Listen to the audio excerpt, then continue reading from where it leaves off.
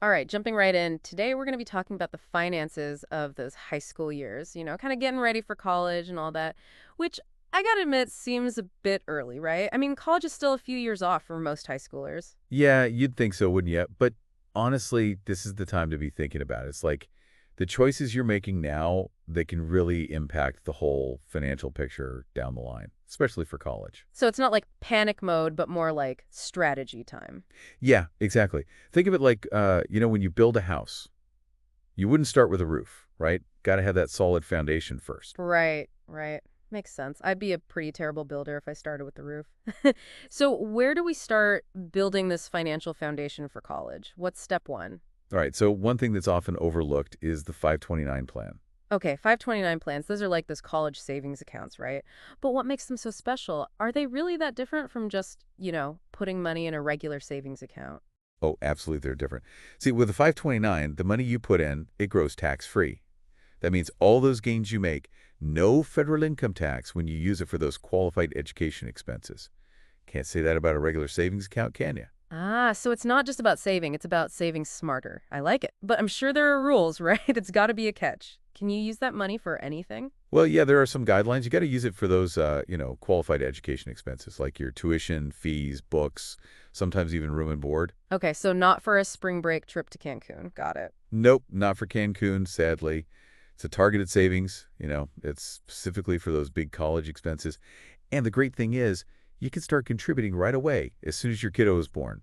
Gives that money more time to grow. Okay, so say our listener has a kid who's already in high school. Are they kind of behind the eight ball here, or can they still get on board? Never too late to start, but the earlier the better. It's all about that growth potential. Even if you start small, contributing consistently makes a huge difference over time. Got it. It's a marathon, not a sprint, right? Exactly. Now, you mentioned that these 529 plans are investment accounts. That can sound kind of intimidating, like, do parents need to be financial wizards to manage these things? Yeah, I was wondering the same thing. Not at all. There are a bunch of different investment options within a 529. Some are low risk, some are more, aggressive. And a lot of plans offer what they call age-based portfolios. So it like automatically adjusts as your kid gets closer to college. Oh, that's nice. So you're not picking stocks or anything like that? Nope, not unless you want to. You can just pick a portfolio that feels right for your risk level and how long you got to save. Makes sense. And if you're really lost, you can always talk to a financial advisor, right? Absolutely. Find someone who specializes in these college savings plans. They can help you tailor a plan that works for your family, your goals, all of that. Good to know. Okay, so we've talked about saving early, saving smart, and making sure that foundation is solid. But let's be honest, college is expensive. What are some other things families should be thinking about when it comes to covering those costs? Well, there's one magic word that every parent loves to hear: scholarships. Ah, scholarships, the holy grail of college financing. But there's so much information out there, it can be overwhelming. Where should families even start? The biggest tip I can give you: don't wait till senior year to start hunting for scholarships. Okay, so just like saving, start early with the scholarships too. Exactly. The earlier the better. It gives you more time to do your research, find out what scholarships are out there, see what their requirements are, and put together some really awesome applications. Yeah, that makes sense. Less stressful than trying to do it all last minute. But with so many scholarships out there, how do you even know where to look? Think of it like a treasure hunt, right? You need a map. And your first stop should be your kid's high school guidance counselor. They often know about local scholarships or ones that are, specific to your kid's interests or talents. Oh, that's a great tip. Those local scholarships are probably less competitive than those big national ones, right? You bet. Fewer applicants means a better chance of snagging that scholarship money. And don't forget to check with your own network. Do you or your spouse work for a company that offers scholarships? Are you members of any clubs or organizations that might have scholarships? That's a good point. Sometimes those opportunities are right under our noses. Now, what about those big scholarship websites? Are those worth checking out, or are they just a waste of time? They can be helpful, but you got to be strategic about it. Don't just randomly browse. Narrow down your search based on your kids' interests, their grades, even things like their background or heritage. There are scholarships out there for just about everything. So it's about finding those niche scholarships that your kid really fits, right? Now, besides those grades and test scores, what else are these scholarship committees looking for? What makes an application stand out? One word: passion. They want to see that your kid is genuinely passionate about something, whether it's a field of study, a cause they believe in, a hobby, even a special talent. So it's less about being well-rounded and more about highlighting the things they really excel at. Exactly. Encourage them to let that passion shine through in their applications, whether it's in their essays, their extracurriculars, even their letters of recommendation. Got it. It's all about telling a story that captures who they are and what drives them. Now, while we're talking about empowering our kids, let's talk about financial literacy. Giving them the tools they need to manage their own money responsibly. It's never too early to start, right? Absolutely. And high school is the perfect time to plant those seeds. It's about laying the groundwork for their financial future, like giving them a toolkit they can use throughout their lives. I love that analogy, the financial toolkit, but where do you even begin? What are some practical steps families can take to boost their teens' financial IQ? Well, one of the most basic but powerful tools is a checking account. A checking account. Really? That seems, I don't know, kind of basic. It might seem basic, but trust me, it's huge for teaching teens about budgeting, tracking their spending, being responsible with their money. So it's less about the account itself and more about the habits it helps them build. You got it. They start to understand where their money's going, how to keep their account balanced, and what happens when they overspend. Okay, I can see that, but a checking account alone doesn't cover everything, right? What about saving and investing? How do you even introduce those concepts to a teenager who's probably more interested in the latest video game? You got to get creative, turn it into a game, a challenge, make it fun. Okay, I'm listening. Tell me more. So let's say your teen wants a new phone, right?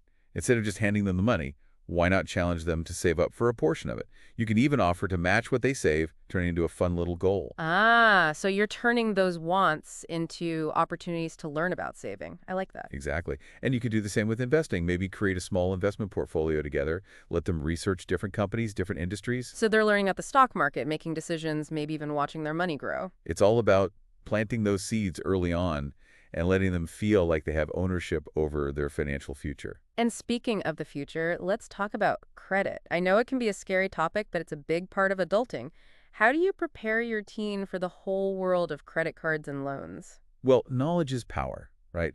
Before they even think about setting foot on a college campus, they need to understand the basics, like what is credit, how do interest rates work, and what can happen if you get into debt. No more burying their heads in the sand, hoping for the best. Nope, got to be proactive. Open communication, education, those are key. So no sugarcoating the potential downsides of credit card debt. Definitely not. But also emphasize that credit, when used responsibly, can be a good thing. It's about finding that balance, caution and empowerment. And what if they do decide to get a credit card? What's the best approach? Start small, maybe a secured card or a card with a low credit limit, and make sure they understand the importance of paying their balance in full every month to avoid those nasty interest charges. So it's like training wheels for the credit world. Start slow, build good habits, and gradually increase their responsibility. You got it. Setting them up for success, one step at a time. So we've covered saving, financial literacy, all that good stuff. But before we move on, let's talk about the hidden costs of high school itself. Those expenses that can really sneak up on you. Oh yeah, those hidden costs, they can definitely put a dent in your budget if you're not careful. Between AP exams, those standardized tests, extracurriculars, not to mention senior year stuff like prom, it feels like a whole other level of financial planning. You're absolutely right. It's easy to focus so much on college costs that we forget about the immediate stuff, the expenses that pop up right now during high school. So how do you manage those costs? Separate savings account, a spreadsheet, stashing cash under the mattress? What's the best approach? Well, I wouldn't recommend the mattress route, but having a separate fund is a great idea. So like a high school expenses fund that you and your teen can contribute to. Exactly. That way you're prepared for those costs when they come up. And you're not tempted to dip into your college savings or, use credit cards unnecessarily. Okay, that makes a lot of sense. So once again, it's all about being organized, thinking ahead, and having a plan. You got it. And that's what we're all about here on the Deep Dive, giving you the knowledge and tools to navigate these financial waters with confidence. Well said. And speaking of navigating, let's shift our focus to the future. Let's talk about the big picture, choosing a college and a career path that aligns with your child's dreams and, your family's financial reality. So yeah, choosing a college, it's a huge step, right? It's got to be a good fit academically, but it also has to work financially. I mean, it's easy to get caught up in all the excitement of applications and campus visits, but you got to be realistic about the body too. For sure. So where do we even start with that? What are the big things FAMAs should be thinking about when they're looking at different college options? Well, the first thing is figuring out what kind of school you're looking at, public versus private. Public universities, they usually have lower tuition, especially for in-state students, But private schools, well, they come with a bigger price tag. So, on the surface, public schools seem like the more budget-friendly option, but I'm guessing it's not quite that simple, right? There's got to be more to it than just the tuition number.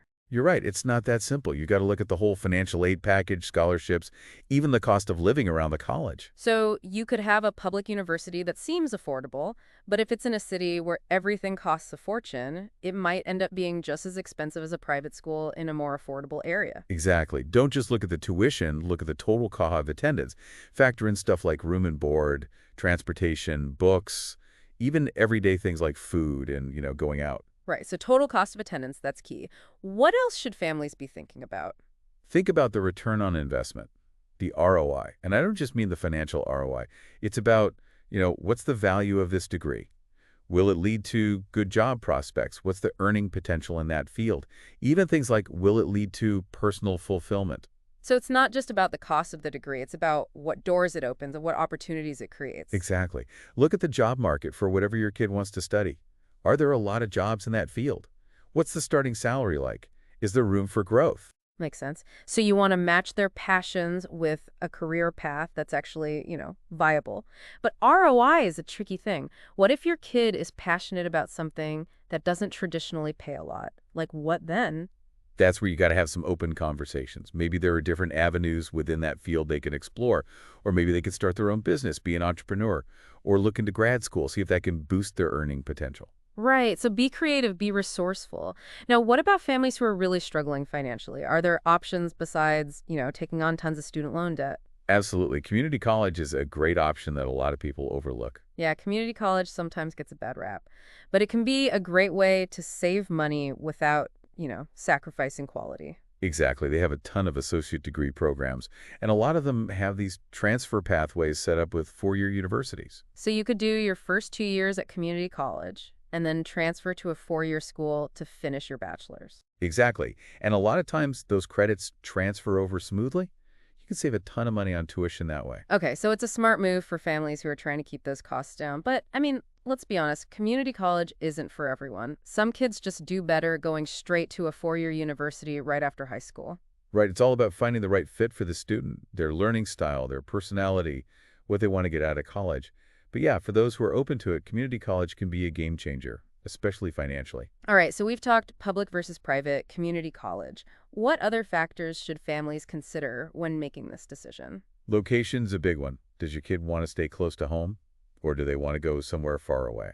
That's a tough one. I remember feeling that pull in both directions, staying near my friends and family, but also that excitement of going somewhere new, exploring. It's a big decision. And it can have a big impact financially, too.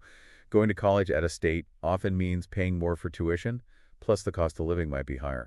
Right, so it's about weighing those personal desires with the financial realities. Exactly. And even beyond the finances, you got to think about the campus vibe, the size of the school, the programs they offer, all that stuff. Yeah, I mean, a big university can be super overwhelming for some students, while others might thrive in that kind of environment. You got it. It's about finding that sweet spot where your kid can really grow, both academically and personally. All right, so we've covered a lot when it comes to choosing a college, but before we get into the whole application process, I want to talk about something a little different: teens and entrepreneurship. Teens and entrepreneurship. That's interesting. I'm intrigued. Yeah, I think it's a really cool idea. It's about, encouraging teens to take control of their finances and try their hand at starting a business. It's not just about earning extra cash, it's about teaching them valuable skills, problem solving, creativity, financial literacy.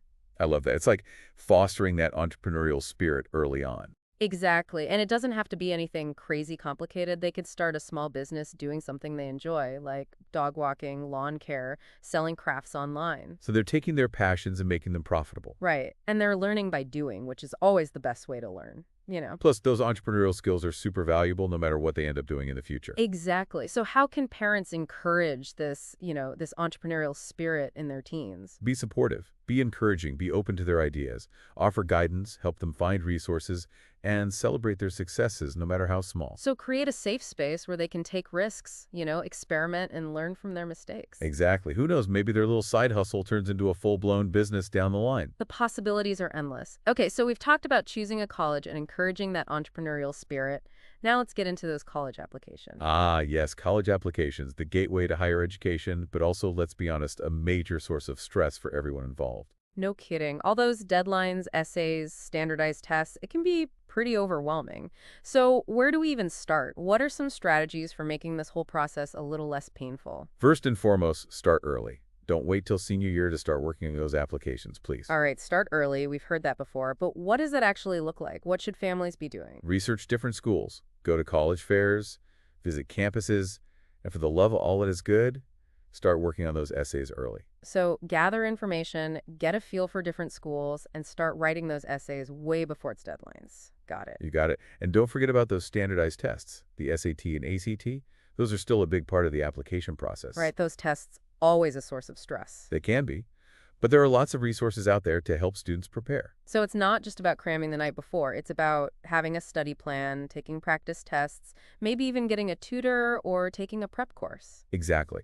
And remember, those scores are just one piece of the puzzle. Right, grades, extracurriculars, essays, letters of recommendation, it all matters. It's about presenting the whole picture. Who is your child? What do they accomplish? What do they bring to the table? So show off their strengths, their passions, but with all these applications, how do you keep track of everything? How do you make sure nothing falls through the cracks? Organization's your best friend.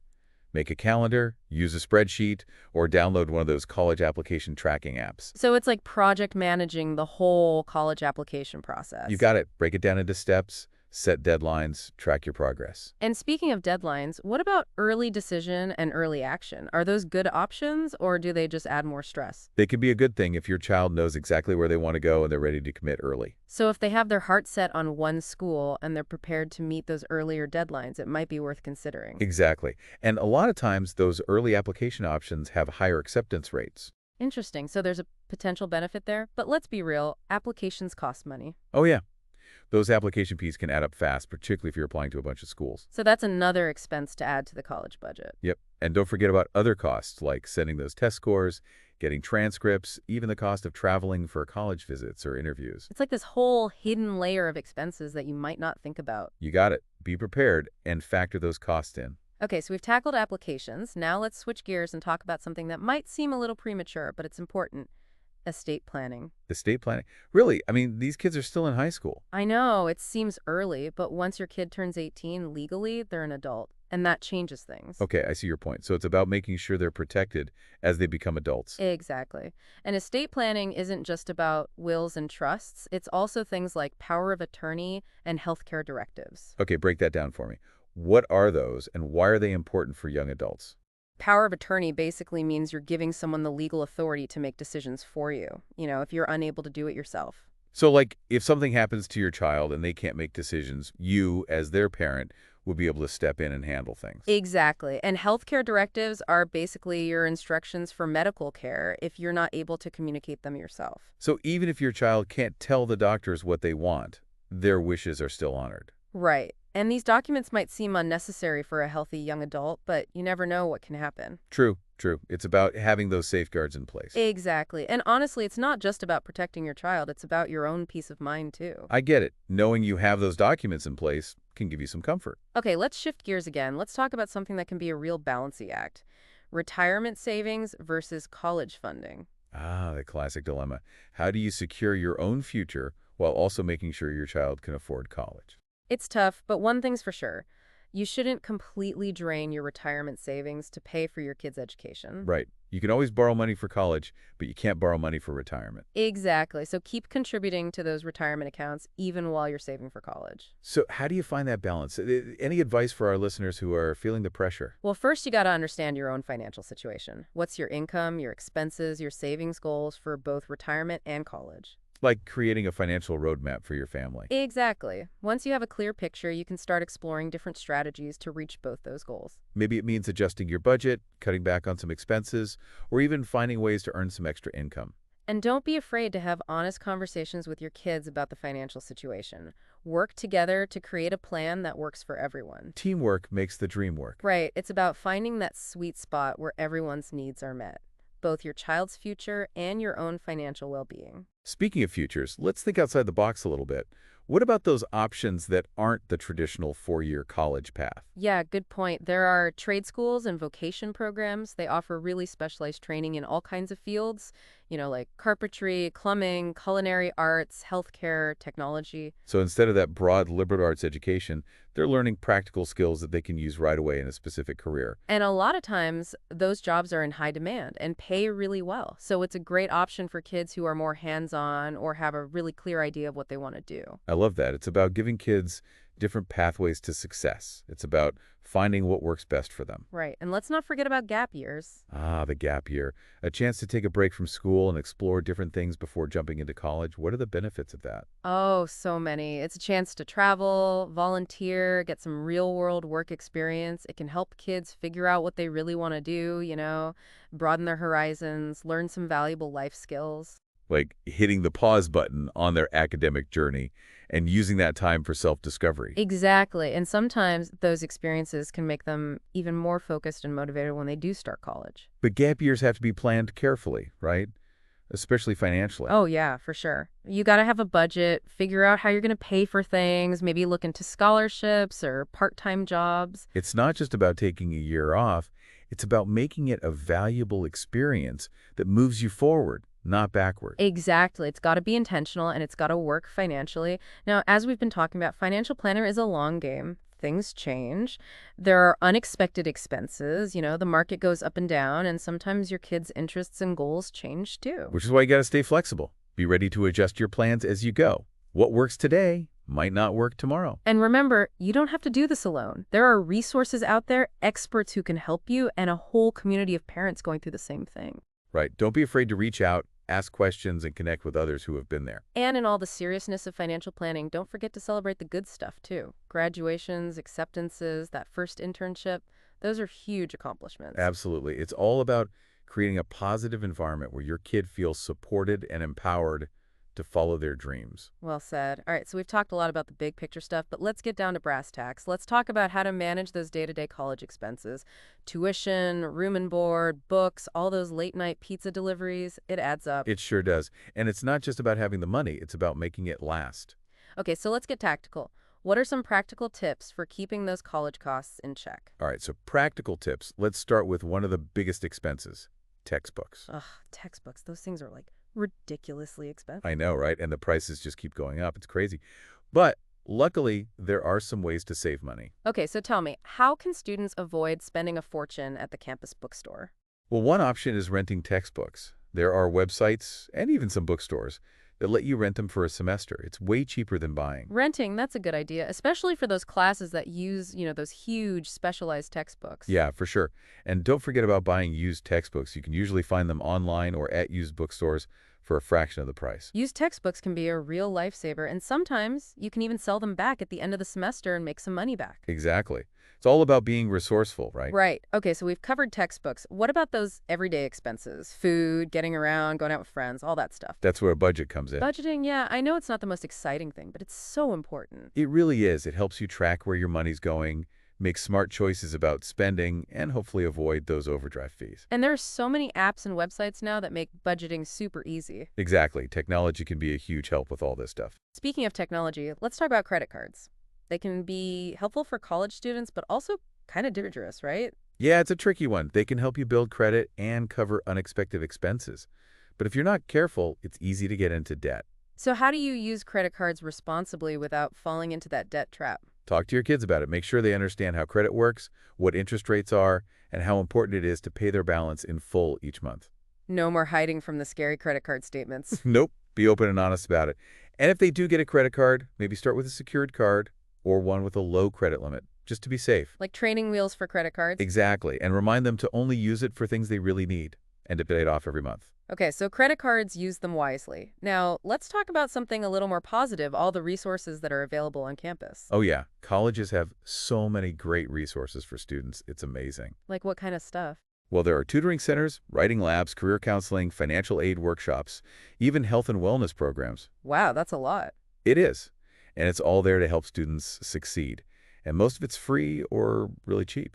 So don't be shy about taking advantage of those resources. Exactly. Ask questions, seek out help. There are people on campus whose job it is to support students. Now, what about working while in college? Any tips for balancing a job with classes and, actually having a life? It's all about finding that balance, right? Make sure the job doesn't interfere with their studies or, their mental health. So maybe limit work hours during the week or find a job on campus that's more flexible. Those are good options. And just make sure they're not taking on too much, that they're not overwhelmed. Because at the end of the day, their education is the most important thing. Absolutely. Okay, so we've covered a ton of ground in this deep dive, from saving for college to managing those everyday expenses to exploring different career paths. It's been quite a journey. But remember, you're not in this alone.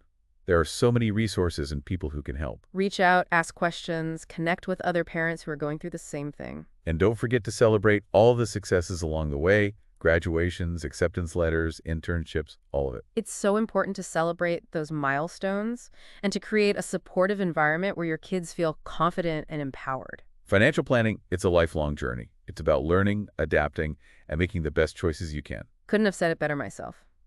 So with that, I think we're going to wrap up this deep dive into the financial side of the high school years. Thanks for joining us, everyone. And good luck on your own financial journeys.